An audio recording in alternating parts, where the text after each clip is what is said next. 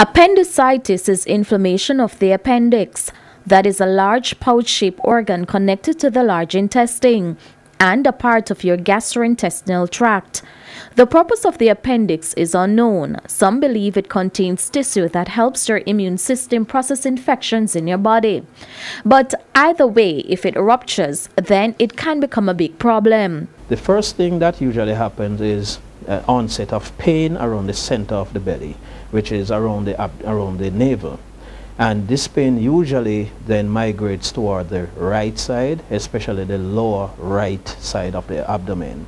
And this pain is usually accompanied by vomiting and fever. Most times, children are not able to describe how they're feeling. They also may have a difficult time pinpointing the pain, and they may also say that the pain is in their entire abdomen.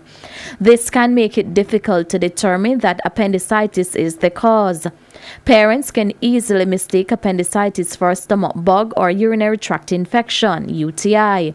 However, Dr. McLennan says it is the most common surgical procedure done in children. The lifetime risk of appendicitis in children is about 9% and in boys and about 7% in girls. So that means overall for the lifetime of a particular person, they have a 9% or 7% chance of developing appendicitis. The cause of appendicitis can be viral or bacterial, so if the area ruptures, then it would require immediate medical attention. If not, the affected person can die.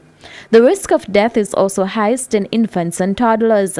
Unfortunately, there is no known way to prevent appendicitis. However, the standard of care is usually surgery, or that is removal of the appendix once it's inflamed. However, there is increasing studies now that are being carried out to see if it can actually be treated with antibiotics, which can be done in a very small subset of patients which are specially selected, but the overwhelming evidence is still pointing in the direction of surgical removal. And remember to go to the hospital immediately if your child has symptoms of appendicitis. And also, there are no home remedies that can help. With your health report, I'm Shamela Mitchell wishing you good health.